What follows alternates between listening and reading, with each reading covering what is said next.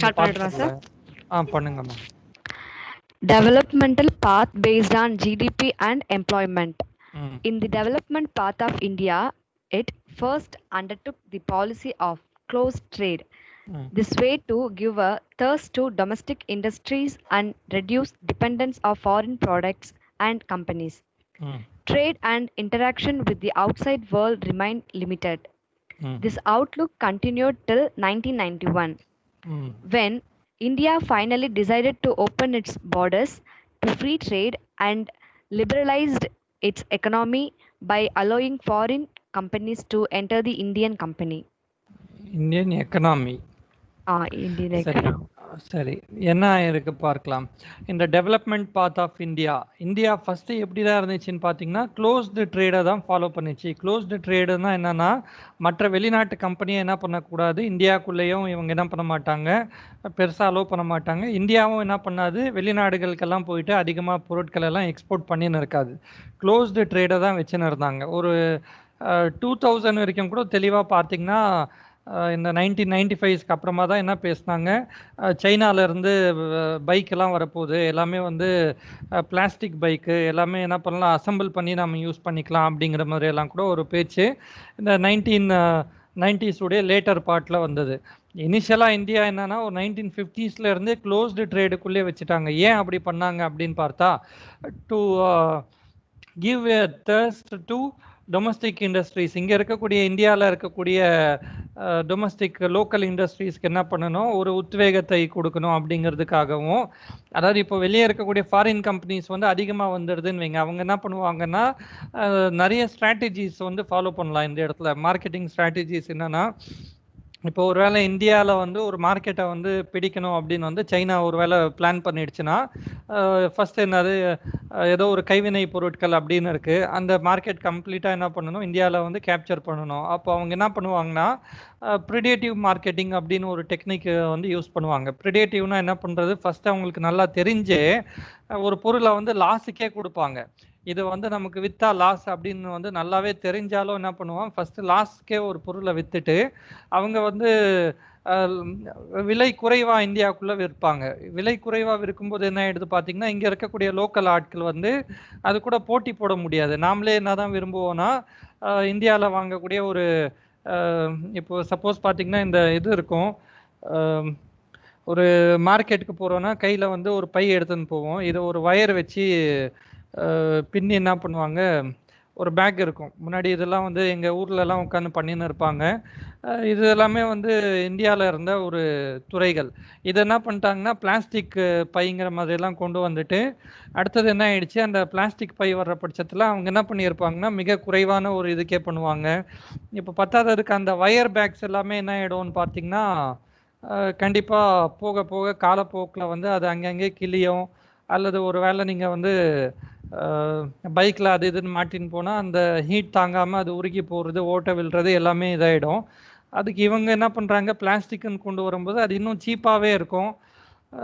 மக்கள் எதுக்கு மாறிடுவாங்கன்னு பார்த்தீங்கன்னா, எல்லா துறைகள், பட்டாசு கூட பார்த்தீங்கன்னா, பட்டாசு என்ன இருக்குன்னா, இந்தியாவில் பண்ணும்போது இவங்க என்ன பண்ணுவாங்கன்னா, இங்கே இருக்கக்கூடிய அந்த மக்களுக்கு வந்து சேலரி கொடுக்கணும், அடுத்தது என்விரான்மெண்டல் பொல்யூஷன் உருவாக்கக்கூடாது, அது இதுன்னு சில கட்டுப்பாடுகள் இருக்கும்.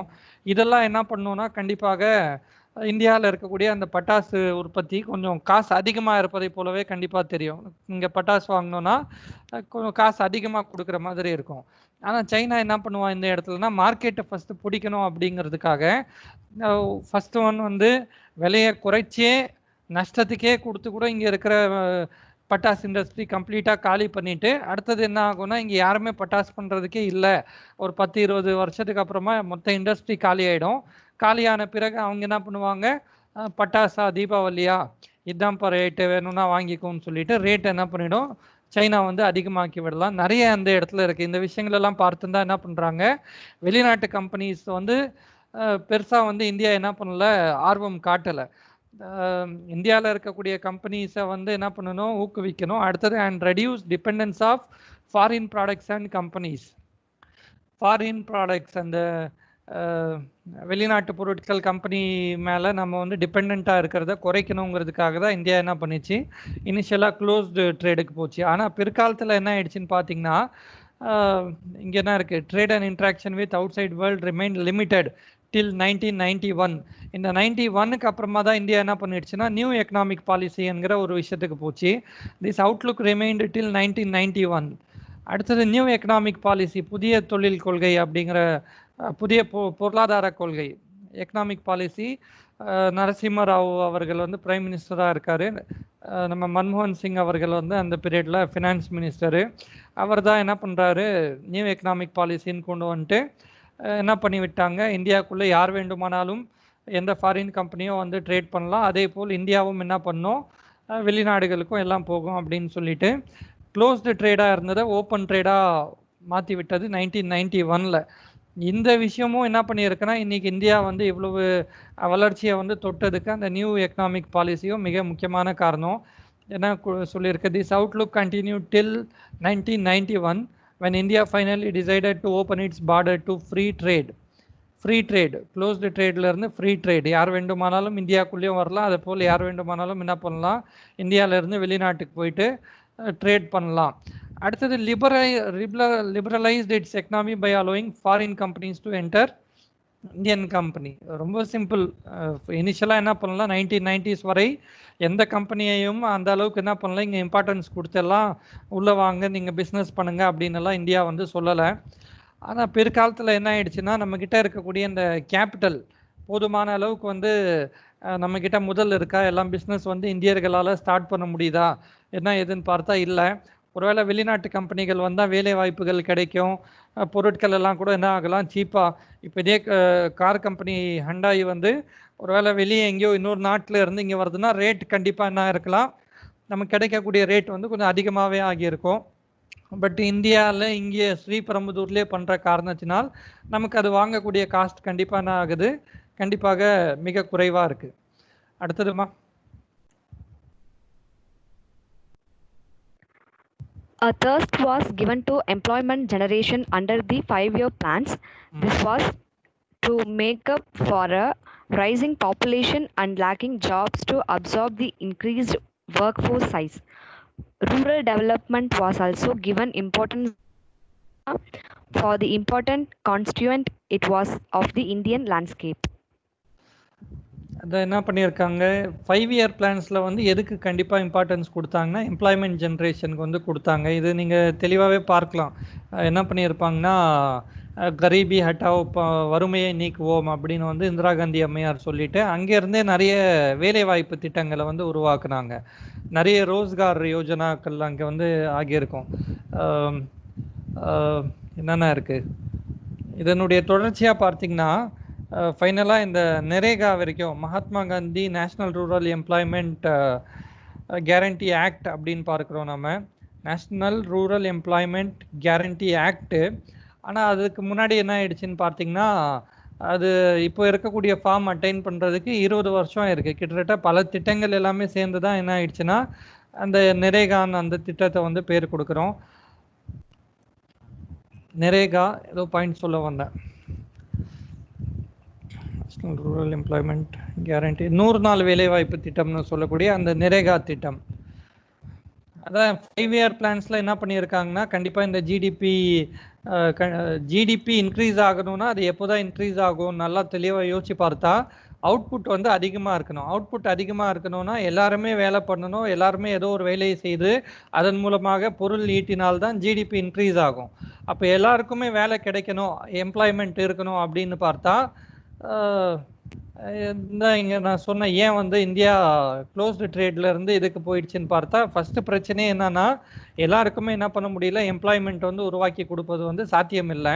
இந்த 5-year பிளான்ஸ்ல இன்னும் என்ன பண்ணாங்கன்னு பார்த்தீங்கன்னா அதிகபட்சமாக வந்து அவங்க எதில் தான் கான்சென்ட்ரேட் பண்ணாங்கன்னா ரூரல் எம்ப்ளாய்மெண்ட்டு தான் வந்து பார்த்தாங்க. இன்னும் ஊரக வேலைவாய்ப்பு திட்டங்களுங்கிற மாதிரி தான் என்ன பண்ணாங்க நிறைய வந்து உருவாக்கியிருக்காங்க. இந்த எம்ப்ளாய்மெண்ட் ஜென்ரேஷனுக்கு வந்து ஏன் இம்பார்ட்டன்ஸ் கொடுக்கணும் அப்படின்னு இந்த பாயிண்ட் பார்த்தா this was to make up for a rising population and lacking jobs to absorb the increase the work force. Population அதிகமாகுது, அதன் காரணமாக வேலை செய்யக்கூடிய ஆட்கள் ஒர்க் ஃபோர்ஸ் வந்து இன்க்ரீஸ் ஆகிருக்காங்க. ஒர்க் ஃபோர்ஸ் இன்க்ரீஸ் ஆகுது அப்படின்னா அவர்களுக்கு என்ன பண்ணணும், கண்டிப்பாக வந்து வேலை வாய்ப்பு உருவாக்கி கொடுக்கணும். வேலை வாய்ப்பு உருவாக்குறதுக்கு 5 இயர் பிளான்ஸ்ல வந்து நிறைய முயற்சிகள் எடுத்தாங்கன்னு இந்த பேராகிராஃப்ல இருக்கு. இதுல எதுவும் பெருசா பாயிண்ட் இல்ல. அடுத்தது பாவர்ட்டி அலிவியேஷன் சொல்லுங்க, என்ன இருக்கு? Poverty alleviation came as a corollary of rural development and a part of the development path of India. India inherited a poverty-stricken economy from the British rule, which had destroyed its resource base completely. Poverty alleviation அப்படின்னு சொன்னா வறுமையை நீக்குவது அப்படிங்கிற அந்த விஷயம் எங்க இருந்து வருதுன்னு பார்த்தா, ரூரல் ஏரியா டெவலப் பண்ணும். ரூரல் டெவலப்மெண்ட் அப்படின்னு ஒரு சைடு நம்ம பேசுறோம்னா, ரூரல் ஏரியா டெவலப் ஆகணும்னா ரூரல் ஏரியால கண்டிப்பா பாவர்ட்டி இருக்கு. அந்த பாவர்ட்டியை நாம வந்து என்ன பண்ணணும், நீக்கணும். இதை செய்யணும்னா கூடவே கரோலரினா அதுக்கு அப்படியே பேரலா இன்னொரு விஷயம் என்ன வந்துடுது இந்த இடத்துலனா, இதை நீக்கணும்னா ரூரல் டெவலப்மெண்ட், அல்லது ரூரல் ஏரியா டெவலப் ஆகுதுன்னா அங்கே பாவர்ட்டி என்ன இருக்கு, ஆலிவியேட் ஆயிருக்கு அப்படிங்கிறது பொருள். Of rural development and a part of development path of India. அதான் டெவலப்மெண்ட், இந்தியாவுக்கு வந்து டெவலப்மெண்ட் தேவைன்னா அங்கே கண்டிப்பாக என்ன பண்ணணும், பாவர்ட்டியை வந்து நம்ம கண்டிப்பாக குறைக்கணும். India inherited a poverty stricken economy from the British rule. இந்த பாவர்ட்டி வறுமை என்பது என்ன ஆச்சுன்னு பார்த்தீங்கன்னா, பிரிட்டிஷுடைய அந்த பீரியட்ல இருந்து தான் நமக்கு என்ன இருக்கு, நம்ம இன்ஹெரிட் பண்ணியிருக்கோம். இன்ஹெரிட்னா என்னது, நம்ம அப்பா அம்மா கிட்ட இருந்து அவர்களுடைய குணங்கள் பெறுவதை போல் பிரிட்டிஷ் ரூல் கிட்ட இருந்து தான் நம்ம என்ன பண்ணியிருக்கோம்னா இந்த வறுமையை வந்து பெற்று இருக்கோம். இது என்ன பண்ணியிருக்கு, which had destroyed its resource base completely. இது ஏன் இங்கே டெஸ்ட்ராய் ஆச்சு, இந்த பாயிண்ட் ரொம்ப தெளிவாக பார்த்தீங்கன்னா, ஏன் வந்து பிரிட்டிஷ் ரூலில் இந்தியா பாவர்ட்டி வறுமையில் மொத்தமாக போய் மாட்டணும் அப்படின்னா, நீங்கள் தெளிவாக பாருங்கள். ஒரு 1600 வந்து முகல் எம்பையர் வந்து இந்தியாவை ரூல் பண்ணுது. அந்த பீரியடில் எல்லாருமே என்ன பண்ணுறாங்க, யூரோப்பில் இருக்கக்கூடிய கண்ட்ரிஸ் எல்லாம் ஃபஸ்ட்டு யார், இந்த டேனிஷு, இந்த டச்சுக்காரர்கள், அடுத்தது வந்து டென்மார்க்காரங்க, ஃப்ரெஞ்சு, இங்கிலீஷு எல்லாருமே விதிவிலக்கு இல்லாமல், போர்ச்சுகல் ஃபஸ்ட்டு வாஸ்கோடகாமா எல்லாருமே என்ன பண்ணுறாங்க, இந்தியா கூட ட்ரேட் பண்ணணும் அப்படின்னு வந்து முயற்சிகள் எடுக்கிறாங்க. ஏற்கனவே ட்ரேடு இருக்குது, பட் ஏற்கனவே என்ன பண்ணாங்கன்னா லேண்ட் ரூட்டு மேலே வந்து இந்த சில்க் ரூட்டை வந்து யூஸ் பண்ணின்னு இருக்காங்க. ஆப்கானிஸ்தான் வழியாக இந்தியாவுக்குள்ளே என்ட்ரு ஆகுறாங்க. சில்க் ரூட் வந்து ஒரு பீரியடில் பிளாக் ஆகுது. 1400 வந்து டர்க்கியில் ஒட்டமன் எம்பையர் என்ன பண்ணுறாங்க, கண்டிப்பாக நீங்கள் கான்ஸ்டான்டினோபிள் வாயிலாக எந்த ஐரோப்பியர்களும் இந்தியாவுக்குள்ளே போக முடியாது, அந்த ரூட்டே வந்து யூஸ் பண்ணக்கூடாதுன்னு பிளாக் பண்ண பிறகு தான் சரி நம்ம இத்தனை நாள் என்ன பண்ணோம், ட்ரேட் பண்ணின்னு இருக்கோம். இருக்கக்கூடிய ட்ரேடை வந்து அவங்க விட்டு உட்கார முடியாது. லேண்ட் ரூட் இல்லைன்னா என்ன, வேற சி ரூட் இருக்கா அப்படின்னு தேடி தான் என்ன பண்ணுறாங்க, வாஸ்கோடகாமா இங்கே வந்தது. கொலம்பஸ் கூட உண்மையாக சொல்லணும்னா இந்தியாவுக்கு தான் என்ன பண்ணியிருப்பார், சி ரூட்டை கண்டுபிடிக்கணும்னு போனாலும் அவர் இந்த பக்கம் இது என்ன பக்கம், இது ஈஸ்ட் நோக்கி வர்றதுக்கு பதிலாக வெஸ்ட்டில் போயிட்டு என்ன பண்ணியிருப்பார், அங்கே இறங்கின உடனே கூட அங்கேயும் பார்த்தீங்கன்னா கொலம்பஸ் டிஸ்கவர்டு அமெரிக்கான்னு பார்க்குறோம். ஆனால் ஒரு ஒரிஜினலாக இந்தியாவை தேடி போனவர். அங்கே இருந்த ஆட்களை பார்த்துட்டு, அங்கே ஏற்கனவே ஒரு ட்ரைப் இருந்தாங்க, எல்லாருமே ரெட்டாக இருந்தாங்க. அவர் அதுதான் இந்தியான்னு நினச்சின்னா அந்த பழங்குடியினருக்கு ஒரு பேர் என்னன்னு கொடுத்துட்டாரு, ரெட் இந்தியன்ஸ் அப்படின்னு வந்து பேர் கொடுத்துட்டார். ரெட் இந்தியன்ஸ் என்பது ஒரு ட்ரைப். இங்கே இருக்கக்கூடிய தோடா மாதிரி அங்கே என்ன இருக்குன்னா ஒரு ட்ரைப் வந்து யூஎஸ்ஏல இருக்காங்க, ரெட் இந்தியன்ஸ் அப்படின்னு சொல்கிறோம். கொலம்பஸ் பை மிஸ்டேக் கொடுத்தார், வெஸ்ட் இண்டீஸ். அங்கேயும் போயிட்டு இறங்கி அதுதான் இந்தியான்னு வந்து அவர் நினச்சி அங்கேயும் ஒரு பேர் அப்படி வந்து கொடுக்குறாரு. ஏன் எல்லாருமே வந்து தேடினாங்க அப்படின்னா, அப்போ என்ன இருக்குன்னா இந்தியா ஃபுல்லாக ஒரு 1600 அவ்வளவு செல்வங்கள் நிறைந்த ஒரு பார்ட்டாக இருக்குது. அது தெளிவாக இந்த முகல்ஸ்க்கும் பிரிட்டிஷ்க்கு நடுவுலையும் இன்னொரு வித்தியாசம் பார்த்தீங்கன்னா, முகலாயர்கள் என்ன பண்ணிட்டாங்கன்னா இங்கே வந்துட்டு அக்பர் தெளிவாகவே சொல்லுவார், இதுதான் என்னுடைய நாடு, நான் இதை விட்டு எங்கே போவேன்னு சொல்லிட்டு அவருடைய நாடுங்கிற மாதிரியே உட்காந்துட்டாரு. யாருமே என்ன ஆகலைன்னா, அதுக்கு முன்னாடி ஒரு என்ன வம்சம் ஸ்டார்ட் ஆகுது, அடிமை வம்சமா, குதுப்புத்தீன் ஐபக்கு. அந்த குதுப்புதீன் ஐபக்குடைய பீரியட் பார்த்தீங்கன்னாவே அவரே என்ன பண்ணிட்டார், டெல்லியில் வந்து உட்காந்துட்டார். அப்போ டெல்லியில் உட்கார்றாருன்னா இந்தியாவுடைய செல்வம் என்ன ஆகலைன்னா இந்தியாவை விட்டு வெளியே போகல, மாறாது எங்கே தான் இருக்குன்னா இந்தியாவுக்குள்ளே தான் இருக்குது. அதுக்கு முன்னாடி வந்த கஜினி தான் என்ன பண்ணியிருப்பார், இங்கேருந்து ஆப்கானிஸ்தானில் இருந்து கஜ்னிங்கிற ஊருக்கு அவர், மஹமூத் அவருடைய பேர், அவர் என்ன பண்ணுறாரு, கஸ்னிக்கு வந்து கொள்ளையடிச்சுன்னு போகிறார். கொள்ளையடிச்சுன்னு போனால் இந்தியாவுடைய செல்வம் வெளியே போகும். ஆனால் பிற்காலத்தில் வந்த டெல்லி சுல்தானேட்டும் முகலாயர்களும் என்ன பண்ணிட்டாங்கன்னா கொள்ளையடிச்சிட்டு வெளியே போகல, இந்தியாவுடைய செல்வம் மாறா இந்தியாவுக்குள்ளே இருந்துச்சு. ஆனால் பிரிட்டிஷ் பண்ண ஒரு பெரிய கெடுதல் என்ன இந்த இடத்துலன்னு பார்த்தா, they never thought India as their mother country, motherland. எப்பவுமே இந்தியா நம்ம தாய்நாடு அப்படின்னலாம் அவர்களுக்கு வந்து எண்ணம் கிடையாது. இந்தியா ஒரு அடிமை நாடு. அந்த அடிமை நாட்டை சுரண்டினால்தான் யார் நல்லா இருக்க முடியும், பிரிட்டன் நல்லா இருக்க முடியும் அப்படின்னு ஒரு நம்பிக்கை. அதன் காரணமாக தான் என்னது, அவர்களுக்கு ரா மெட்டீரியல் ஃபர்ஸ்ட் லேண்ட் வேணும். உற்பத்தி செய்யணும்னா நேற்று சொன்ன ஃபேக்டர்ஸ் ஆஃப் ப்ரொடக்ஷன் சொல்லும்போது லேண்ட் மிக முக்கியமானதுன்னு பார்த்தோம். லேபரும் மிக முக்கியம். லேண்ட் எங்கே கிடைக்குது? இந்தியாவில் இவ்வளோ லேண்ட் இருக்குது, எல்லாமே ஃபெர்டைல் சாயில். இந்த இடத்துல என்னது, அதுவும் டெக்கான் தெளிவாக பார்த்தா பிளாக் சாயில் அவ்வளோ இருக்குது. Black regur soil best suited for என்னது காட்டன் கல்டிவேஷன்.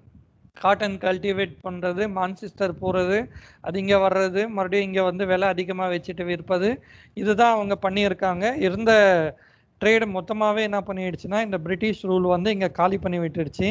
இங்கே இருந்து எவ்வளோ முடியுமோ என்ன பண்ணாங்க, எல்லா விஷயத்தையும் வந்து அவங்க கொள்ளையடிச்சின்னு போயிருக்காங்க. இங்கே நம்ம நேற்று இன்னொரு புக்கை பற்றி பார்த்தோம், தாதாபாய் நவரோஜி பற்றி பார்க்கும்போது, Dadabhai Naoroji in his book poverty and unBritish rule in இந்தியான்னு பார்த்தோம். அந்த poverty and unBritish rule in இந்தியாங்கிற புக்லேயும் அவர் இன்னொரு பாயிண்ட் என்ன சொல்கிறாருன்னா, ட்ரெயின் ஆஃப் வெல்த் பற்றி தான் பேசுவார். இந்தியாவில் இருக்கக்கூடிய இந்த புக்கு வந்து ஏன் ரொம்ப ஸ்பெஷல் அப்படின்னு பார்த்தா, இந்த புக் வந்து it speaks about drain of wealth in India. இந்தியாவில் இருந்த செல்வங்களை பிரிட்டிஷ் ஆட்சி எவ்வாறு வந்து கொள்ளையடிச்சுன்னு போச்சு அப்படிங்கிறத பற்றி தான் இங்கே வந்து பேசியிருப்பார். சரி, எல்லாத்தையும் கொள்ளையடிச்சுன்னு போகிறாங்க. அதன் காரணமாக தான் என்ன ஆயிடுச்சுன்னு பார்த்தீங்கன்னா, ஒரு 1600 எல்லா நாடுகளும் என்ன பண்ணாங்க, இந்தியா கூட வணிகம் செய்யணும். ஏன் வணிகம் செய்யணும்? இன்றைக்கி வந்து யாராவது போயிட்டு ஒரு சொமாலியாலேயோ ஒரு ஜாம்பியாலேயோ ஒரு காங்கோலேயோ என்ன பண்ண முடியாது, ஜெயரில் வந்து நான் போயிட்டு பிஸ்னஸ் பண்ண போகிறேன் அப்படின்னு யாராவது இங்கேருந்து கிளம்புவாங்களான்னா யாரும் கிளம்புறது இல்லை. ஏன்னா அங்கே என்ன கிடையாது, அது டெவலப்டு கண்ட்ரியா, அங்கே வந்து நிறைய ரிசோர்ஸ் இருக்கா, என்ன எதுனா இல்லை. ஆனால் மாற எல்லாருமே என்ன பண்ணுறோம், கல்ஃபுக்கு போகிறோம். இந்த பக்கம் சிங்கப்பூர், மலேசியா, யூரோப்பு, அமெரிக்கா, கனடானா அங்கெல்லாம் கண்டிப்பாக என்ன பண்ண முடியும், போனால் சம்பாதிக்க முடியும் அப்படின்னு இருக்குது. அப்படி சம்பாதிக்க வந்த ஆட்கள் தான் என்ன பண்ணிட்டாங்க, மொத்தமாக வந்து British rule which had destroyed its resource base completely, என்னென்ன முடியுமோ எல்லாத்தையும் என்ன பண்ணிட்டாங்க இந்தியாவிலேருந்து எடுத்துன்னு போன காரணத்தினால் இந்தியா என்ன ஆயிடுச்சுன்னா பாவர்ட்டி ஸ்ட்ரிக்கன் எக்கனாமியாக மாறிடுச்சு அப்படின்னு இருக்குது. எதுவும் தெளிவாக பார்த்தா இந்த 1870ஸ்லேயும் என்ன பண்ணியிருப்பாங்கன்னா இந்தியா, அதுவும் இந்த சவுத் இந்தியா ஒரு பெரிய ஒரு ஃபெமைன் சிச்சுவேஷன் வந்து உருவாகி இருக்கும்.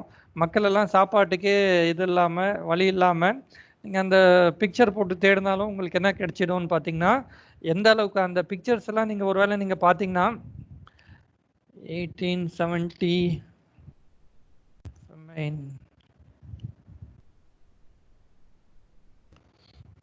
அதில் வரக்கூடிய அந்த பிக்சர்ஸ் எல்லாம் ஒருவேளை நீங்கள் பார்த்தீங்கன்னா அது இந்தியாவை தான் காண்பிக்குதா அப்படின்னு வந்து உங்களுக்கு என்னவே வந்துடும், ஒரு பெரிய டவுட்டாகவே வரும். இது இந்தியாவா அல்லது வந்து ஏதாவது ஆப்பிரிக்காவில் இருக்கக்கூடிய அந்த இடமாங்கிற அளவுக்கு வரும்.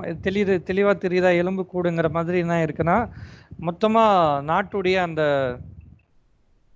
எக்கனாமியை வந்து இங்கே வந்து கெடுத்து விட்டு இருக்காங்க. பாவர்ட்டி நமக்கு எங்கேருந்து வந்துச்சு, பிரிட்டன் வந்து கொடுத்த பரிசு அது. அடுத்தது இருக்கீங்களாமா? இருக்கும் சார், ரீட் பண்ணட்டுமா? தி பப்ளிக் செக்டர் வாஸ் டீப்பா போறோமா, தெளிவா புரிதல் வேணுமா, இல்ல அப்படியே முடிக்கலாம்னு நினைக்கிறீங்களா? இல்ல சார், இந்த மாதிரி கிளியராவே. சரிம்மா, நன்றிம்மா. பாருங்க. The public sector was given significant importance. Private companies and industries were subject to strict regulations and standards. It was believed that the government was the sole protector of the people and would work towards social welfare. சரி, public sector was given significant importance. First என்ன பண்ணிச்சுன்னா, government கண்டிப்பாக public செக்டாரை வந்து அவ்வளோ வந்து தூக்கி வச்சுன்னு இருந்தாங்க. இப்போ வந்து எல்லாத்தையும் வித்துன்னு இருக்குது கவர்மெண்ட்டு.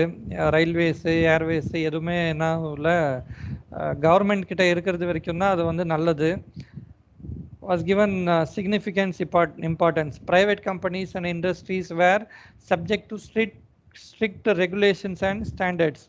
ப்ரைவேட் கம்பெனி இண்டஸ்ட்ரிக்கெல்லாம் என்ன பண்ணியிருக்காங்க, ரெகுலேஷன்ஸ் எல்லாம் இப்படி தான் பண்ணணும், இந்த ஃபார்மசூட்டிக்கல் இண்டஸ்ட்ரியாக இவ்வளோ பொல்யூஷன் வந்து இது பண்ணக்கூடாது, நீங்கள் ஒரு வேளை வந்து இது பண்ணுறீங்களா, தீப்பெட்டி மேட்ச் பாக்ஸ் இண்டஸ்ட்ரியாக குழந்தைகளை வந்து வைக்கக்கூடாது, ஹசார்டஸ் கெமிக்கல்ஸாக இந்த இடத்துலையும் என்ன ஆகக்கூடாது, குழந்தைகள் வரக்கூடாது, என்வரான்மெண்டல் பொல்யூஷன் இதாகக்கூடாது, ஒருவேளை அங்கேருந்து ஏதாவது லீக் ஆகிறதுக்கு வாய்ப்பு இருக்குன்னா அது என்ன இது பக்கத்தில் இருக்கக்கூடிய கிராமங்கள் அவர்களுக்கெல்லாம் ஃபஸ்ட்டே என்ன பண்ணணும், ஒருவேளை இந்த மாதிரி பிரச்சனை வந்துச்சுன்னா என்ன பண்ணணும். இப்போ இந்த போபாலில் வந்து ஒரு இந்த ஸ்ட்ரிக்ட் ரெகுலேஷன் பார்த்தீங்கன்னா, இப்போ விஜயவாடாவில் அந்த பிரச்சனை வந்துச்சு, கொரோனா எல்லாம் முடிச்சுட்டு லாக்டவுன் எடுக்கிறோன்னு சொல்லிட்டு ஓப்பன் பண்ணாங்க. உடனடியாகவே அந்த எல்ஜி கம்பெனியில் வந்து கேஸ் லீக் ஆகிட்டு பல பேர் மயக்கம் போட்டாங்க, சிலர் அதே நாள் வந்து ஒரு 12 பேர் இறந்து போனாங்க. இதே பார்த்திங்கன்னா அந்த போபாலில் வந்து மெத்தில் ஐசோசைனேட் என்கிற அந்த எம்ஐசி கேஸ் வந்து லீக் ஆச்சு, பல பேர் 2000 பேருக்கு மேலே வந்து அந்த பீரியடில் வந்து இறந்து போயிருக்காங்க. பலருக்கு வந்து பல சைடு எஃபெக்ட் வந்து அந்த கேஸ் வந்து கொடுத்துருக்கு. அதில் இருந்து சிம்பிளாக தப்பிக்கிறதுக்கு ஒன்றே ஒன்று அவங்க பண்ணியிருந்தாவே போதும். ஆனால் என்ன பண்ணலான்னு பார்த்தீங்கன்னா, அவர்களுக்கு வந்து அந்த அறிவு வந்து அந்த கம்பெனிஸ் ஃபஸ்ட்டே சொல்லி கொடுத்துருந்தாங்களா, அவர்களின் மீது அவர்களுக்கு வந்து அந்த அக்கறை இருந்துச்சா அப்படின்னு பார்த்தா இல்லை. ரொம்ப சிம்பிளாக ஒன்றுமே இல்லை, ஒரு துணியோ கர்ச்சிஃபோ ஏதோ எடுத்து மூக்க மூடின்னு இருந்திருந்தாவே அவங்க என்ன பண்ணியிருக்கலாம்னா அந்த கேஸ் உடைய எஃபெக்ட்ல இருந்து அவங்க கண்டிப்பாக தப்பிச்சிருக்கலாம். ரொம்ப சிம்பிள், இவ்வளோதான் அவங்க பண்ணியிருக்க வேண்டியது. இது பண்ணியிருந்தா செத்து இருக்க மாட்டாங்க. ஆனால் இந்த விஷயம் என்ன ஆகலைன்னா, அந்த கம்பெனியை வந்து அந்த மக்களுக்கு சொல்லணும், லீக் ஆகும் அது இதுன்னு வந்து அவர்களுக்கு என்ன கிடையாது, அந்த பீரியடில் வந்து கவலைப்படலை. எல்லாமே நம்ம வந்து பார்க்கணும். நாளைக்கு ஒரு வேளை நம்ம ஒரு அதிகாரியாகவே போனாலும் என்னென்ன இருக்குது, அந்த கம்பெனி எல்லாம் ஸ்டாண்டர்ட்ஸையும் தெளிவாக தான் ஃபாலோ பண்ணுறாங்களா என்ன எதுன்னு வந்து செக் பண்ணி நம்ம வந்து மக்களுக்காக தான் ஒர்க் பண்ணுறோங்கிறது என்றைக்குமே நீங்கள் தெளிவாக இருக்கணும். அதை விட்டு இல்லை சார் அதெல்லாம் விட்டுடுங்க, நான் உங்களை தனியாக பார்த்துக்கிறேன், இதில் சைன் பண்ணி கொடுங்கன்னு காசு வாங்கிட்டு நம்ம பண்ணுறோன்னா அது முழுக்க முழுக்க என்ன ஆகுதுன்னா, நம்ம இந்தியாவுக்கு அகேன்ஸ்டாகவும் போகிறோம், இந்தியாவுடைய கான்ஸ்டியூஷன் இந்திய மக்கள் அனைவருக்கும் அகேன்ஸ்டாக போகிற மாதிரி ஆகிடும். உங்கள் பணி எப்படி இருக்கும் என்ன இது கொஞ்சம் தெளிவாகவே இன்னிலேருந்து ஒரு அதிகாரிங்கிற மாதிரியே நீங்கள் யோசிச்சுன்னு இருக்க பாருங்கள். ஒரு அதிகாரிங்கிற ஒரு எண்ணம் உங்களுக்குள்ளே வந்துடுச்சுன்னா உங்களை பீட் பண்ணவே முடியாது. அந்த எண்ணமே வந்து உங்களுடைய கோலை நோக்கி உங்களை கொண்டு போயிடும். சரி பார்க்கலாம். It was believe that government was the sole protector of the people and would work towards social welfare. என்ன நம்புகிறாங்க, கவர்மெண்ட்டு தான் வந்து மக்களை காப்பாற்றக்கூடிய ஒரே ஒரு protector, sole protector of the people. அடுத்தது வந்து இந்த கவர்மெண்ட்டு தான் என்ன பண்ணும், and would work towards social welfare, சமூக மேம்பாட்டுக்கு வந்து கவர்மெண்ட் தான் எல்லாமே பண்ணணும் அப்படிங்கிறது தான் எல்லாருடைய நம்பிக்கை. நீங்கள் நாளைக்கு கவர்மெண்ட்டுடைய ஒரு பார்ட்டாக போய் உட்கார போகிறீங்கன்னா அது என்ன கிடையாது, அந்த இடத்துல கவர்மெண்ட் அது இது எது சொன்னாலுமே ஃபைனலாக வந்து நம்ம கான்ஸ்டியூஷனே தெளிவாக ஃபர்ஸ்ட் லைன் ப்ரியாம்பிளில் சொல்லிடுச்சு, வி த பீப்புள், மக்கள் தான் உங்களுக்கு பிரைம் மினிஸ்டருக்கு, பிரசிடென்ட்டுக்கு, சிஎம்க்கு எல்லாருக்குமே வந்து அதிகாரம் கொடுத்துருக்காங்க. We are working for people அப்படிங்கிற எண்ணம் எப்போவுமே மிக தெளிவாக இருக்கணும். ஃபஸ்ட்டு கவர்மெண்ட்டுக்கு இருக்கணும், மக்களுக்காக பண்ணணும் அப்படிங்கிறது அவர்களுக்கு இருக்கணும். அதிகாரிகள் நீங்களும் என்ன பண்ணணும், முடிகிற வரைக்கும் தெளிவாக இருக்கணும். நாம் ஒழுங்காக இல்லாமல் என்ன பண்ணிடுறோன்னா, இங்கே சரி யார் சரியாக இருக்காங்க, ஒரு நாள் போலீஸ் எக்ஸாம் பேட்ச் எடுத்துன்னு இருந்தோம், போலீஸ் கான்ஸ்டபிள்லேருந்து எஸ்ஐ ஆகிறதுக்காகன்னு தனியாக ஒரு பேட்ச் போட்டுருந்தோம். ஒரு 40 பேர்கிட்ட டி நகரில் உட்காந்துருந்தாங்க. அப்போ தான் ஏதோ அப்படியே டாபிக் டைவெர்ட் ஆகிட்டு கரப்ஷன்னு இந்த பிரைபுன்னு போனால், அப்போது ஒரு போலீஸ்காரர் என் கூட சண்டே போட்டார், யூனிஃபார்ம் போட்டுன்னே இருந்துன்னு கிளாஸில் உட்காந்துன்னு, யார் தான் சார் லஞ்சம் வாங்கலை, எல்லோரும் தான் வாங்குறாங்க, எல்லாரையும் நிறுத்த சொல்லுங்கள் அப்படின்னாங்க. இது நம்ம என்ன ஆகுதுன்னு பார்த்திங்கன்னா, இந்த இடத்துல மற்றவர்கள் மேலே குறை சொல்லிட்டு போயிடக்கூடாது. அதிகாரிகள் மக்களுக்காக அவர்களுடைய வெல்ஃபேருக்காக தான் நாம் இருக்கோம் அப்படிங்கிறது வந்து கவர்மெண்ட்டாக இருக்கட்டும், அந்த அதிகாரி ஆகணும்னு நினைக்கிற உங்களுக்குமே என்றைக்கும் தெளிவு இருக்கணும். எப்போவுமே அதை வந்து மைண்டில் வச்சுக்க பாருங்க. அவ்வளோதான். அடுத்தது இந்தியா ஹேஸ், சொல்லுங்கம்மா. India has sustained rapid growth of GDP for most of the last 2 decades, leading to rising per capita incomes and a reduction in absolute poverty. Per capita incomes has doubled in 12 years.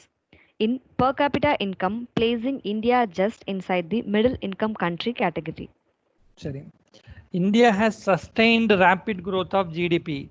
சஸ்டைன்டுனா என்ன, நிலையான growth வந்து இந்த இடத்துல கிடைச்சிருக்கு, rapid growth of GDP. Sustained plus என்ன இன்னொரு வார்த்தை என்னன்னா ரேபிட் க்ரோத்தும் இருக்கு. சும்மா என்ன கிடையாதுன்னா, இப்போ நீங்க யூஎஸ்ஏ உடைய ஜிடிபின்னு போய் பார்த்தீங்கன்னா அவங்களுடைய க்ரோத் என்ன தான் இருக்கும்னா 2% தான். 1-2%க்கு மேல என்ன பண்ண முடியாது, யூஎஸ்ஏவால் அட்டைன் பண்ண முடியாது. ஏன் பண்ண முடியாதுன்னா அவங்க என்ன பண்ணிட்டாங்க, எது உச்சபட்சமோ எல்லாத்தையும் தொட்டு வச்சிருக்காங்க. அதுக்கு மேலே ஜிடிபி க்ரோத்துங்கிறதுலாம் அங்கே வந்து பெருசாக சாத்தியமாகாது. நீங்கள் எதெல்லாம் டெவலப்டு நேஷன்னு பார்த்துக்கிறீங்களோ அங்கெல்லாம் வந்து ரேப்பிட் க்ரோத் ஆஃப் ஜிடிபி கண்டிப்பாக பார்க்கவே முடியாது. ஆனால் இந்தியா சைனா ரெண்டுமே பார்த்தீங்கன்னா டெவலப்பிங் அப்படின்னு இருக்கிறதால தான் அவர்களால் என்ன பண்ண முடியுதுன்னா ரேப்பிட் க்ரோத் ஆஃப் ஜிடிபி வந்து அட்டைன் பண்ண முடிஞ்சிருக்கு. இந்த வார்த்தைகள் சஸ்டைன்டுனா ஒரு நிலையான growth இருக்கு, ரேப்பிடாகவும் இருக்கு அந்த growth. ரெண்டு வார்த்தைங்க. For most of the last 2 decade கடந்த 20 வருடங்களா இது என்ன இருக்கு, ஸ்டெடியா ஜிடிபி இன்க்ரீஸ் ஆயிருக்கு, leading to rising per capita income. Per capita income என்ன இருக்குன்னா கண்டிப்பாக வந்து வருஷம் வருஷம் கண்டிப்பாக வந்து ரைஸ் ஆகின்னு இருக்கு. போன வருஷம் வந்த பெர் கேபிட்டா இன்கம் போன வருஷம் ஆவரேஜாக ஒரு இந்தியன் 1 லட்சம் தான் சம்பாதிக்கிறாருன்னா இந்த வருஷம் 1,05,000ங்கிற மாதிரி அது எப்பவுமே இன்க்ரீஸ் ஆகின்னு தான் போயிருக்க தவிர என்ன ஆகலை. பெர் கேபிட்டா இன்கம் எல்லாம் வந்து குறையில, ஜிடிபி ஸ்டடியாக இன்க்ரீஸ் ஆகின்னு இருந்திருக்கு.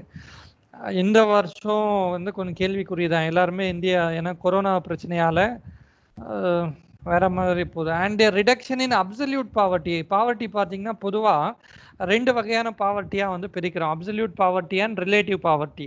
அப்சல்யூட் பாவர்ட்டி அப்படின்னு சொல்லும்போது exactly how many people are lying below poverty line, வறுமை கோட்டுக்கு கீழ் எத்தனை மக்கள் எக்ஸாக்டாக இருக்காங்க. இந்தியாவில் 100 பேர்னா 100 பேரில் 30% பேர் 30 பேர் என்ன பண்ணுறாங்க, வறுமையில் இருக்காங்க.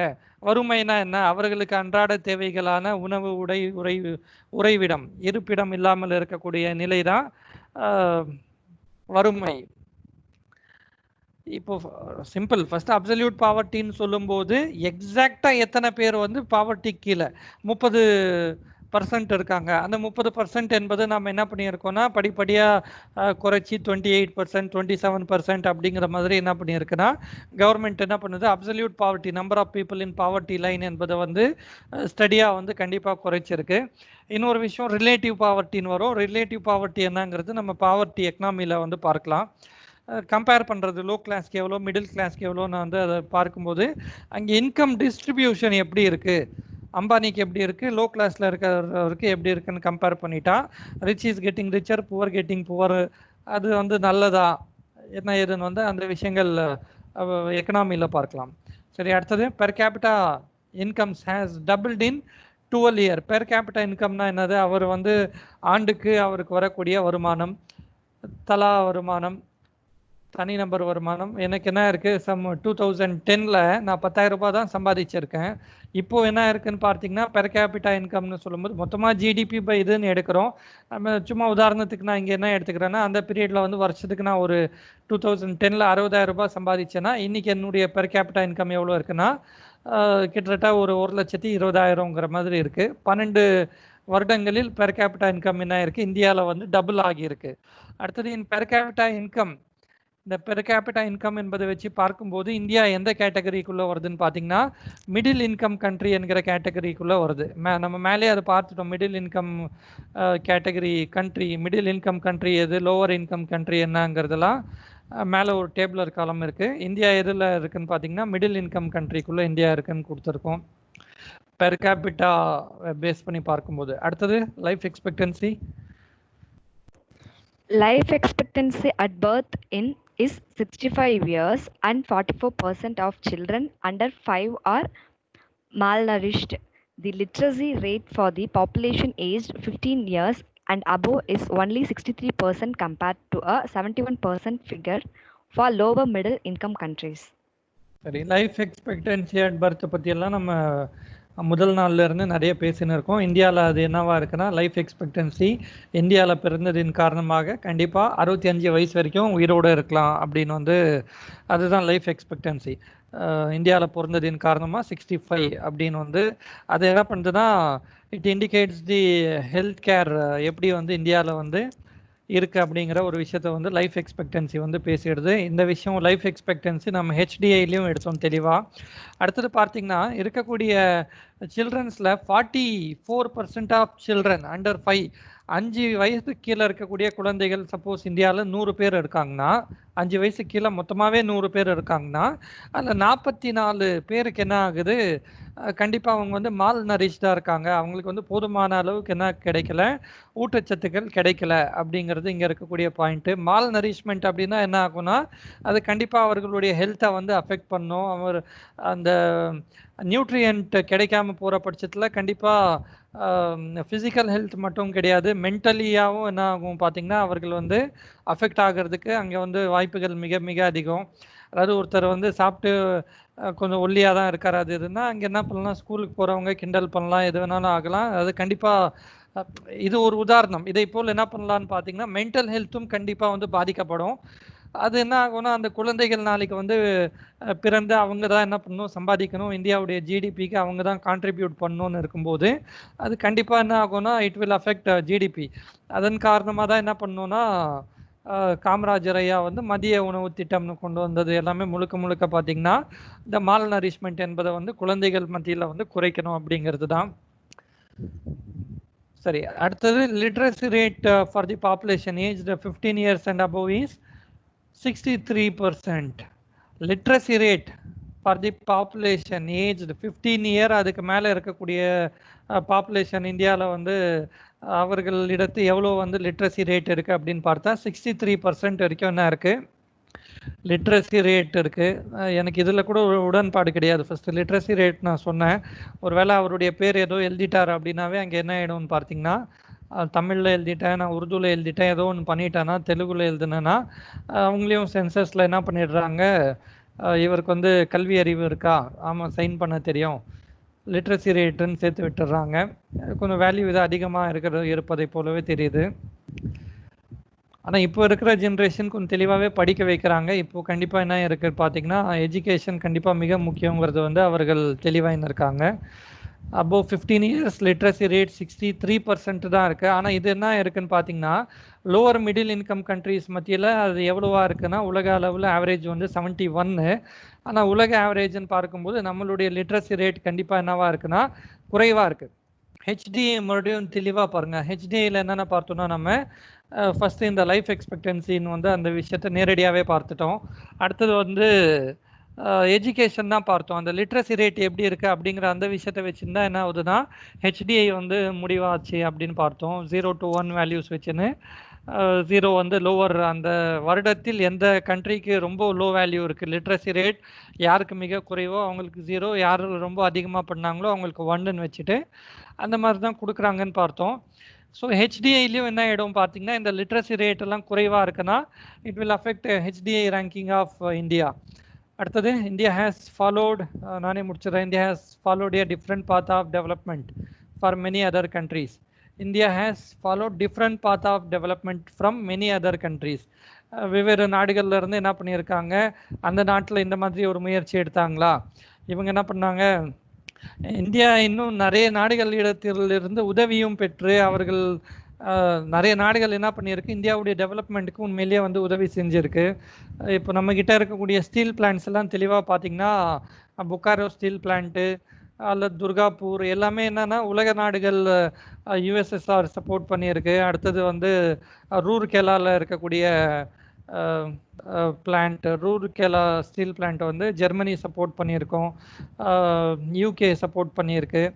பல நாடுகளிடத்திலிருந்து பல விஷயங்களை வாங்கி இந்தியா என்ன பண்ணியிருக்குன்னா ஒரு டெவலப்மெண்ட் பாத் வந்து இதை உருவாக்கியிருக்கு.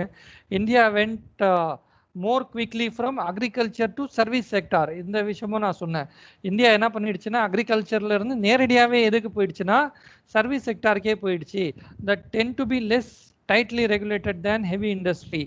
ஹெவி இண்டஸ்ட்ரியை விட நமக்கு எது வந்து ரொம்ப ஈஸி அப்படின்னா இந்த சர்வீஸ் செக்டார் வந்து கொஞ்சம் ஈஸியான ஒரு துறையாக இருக்குது. அப்போ நம்ம எதுக்கு ஹெவி இண்டஸ்ட்ரின்னு இதில் போய் மாட்டணும், நேரடியாகவே என்ன பண்ணிடுச்சுன்னா இந்தியா வந்து சர்வீஸ்க்கு வந்து அதிகமான ஒரு இம்பார்ட்டன்ஸ் கொடுத்து இன்னைக்கு இந்தியாவுடைய ஜிடிபியில் அதிகமாக சர்வீஸ் செக்டார் வந்து கான்ட்ரிபியூட் பண்ணின்னு இருக்கு.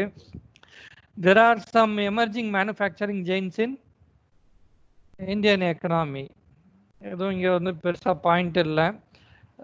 இந்தியா வந்து வெவ்வேறு நாடுகளிலிருந்து பல கோட்பாடுகளை வந்து என்ன பண்ணாங்க, ஃபாலோ பண்ணாங்கன்னு இருக்குது. நேரடியாகவே அக்ரிகல்ச்சர்லேருந்து சர்வீஸ்க்கு போயிட்டாங்க. ஏன் போனாங்க அப்படின்னா சர்வீசஸ் என்னவா இருக்குது, services tend to be less tightly regulated.